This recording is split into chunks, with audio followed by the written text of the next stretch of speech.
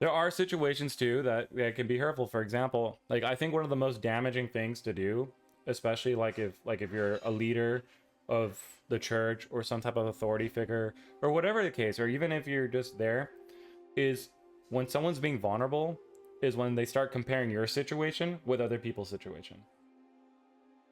The reason why I say that is because it may sound noble and it might sound like they're just trying to help you think that your problem is not as bad. But the issue behind that is that then they're just basically diminishing the value of what you're going through. They're kind of like pulling you down, and maybe that's not their intentions, but they're kind of like pushing you down, saying like, oh, your problem is not as bad as Jimmy's or Billy's or Timmy or whatever, okay? They're basically saying like, oh, that your problem is not that bad. Because look, I mean, I don't know, and this is like things that we've seen, right? Sometimes we've heard of people say, oh, you know, there's people who are dying in the streets, or there's people who are going through this. Your life is not that bad. Sure, there are always going to be people that are going through the worst situations of our life. But when you're pouring out your heart to somebody, that's not what you want to hear. And that can only hurt you a lot. And I'm telling you because I've received it, and I've also given that type of advice, which is terrible. Okay. I remember when I was younger, I used to share that I used to compare and contrast, and my perspective was like, hey, just trying to help them with the good intentions to do that, right? Let me see what you wrote. Hey, Koki, what's up, brother?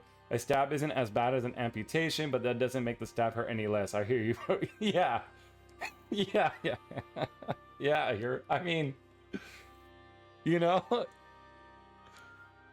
that's a good point. Okay, maybe from a physical pain, it's not exactly the same, and maybe it's a little different, but the pain is still there. And I like that example, and it's a good example. I mean, did you lose your leg? No, but you still got stabbed, right? And you're still bleeding. So, and if you don't take care of it, or you go to the right medics, right, you might bleed out. So I don't know, that was a good way to connect your metaphor, but here we go. Okay. But but anyway, and that's why it's so important to talk and share with the right people. That's why it says in Matthew 7 verse 6, okay, it says, do not give what is holy to the dogs, nor cast your pearls before swine. Yeah, it is a funny analogy, and I liked it. It was good. Thank you, Cookie. That's awesome. The scripture I said is Matthew 7 6. I loved it. It was really good. Chef's kiss.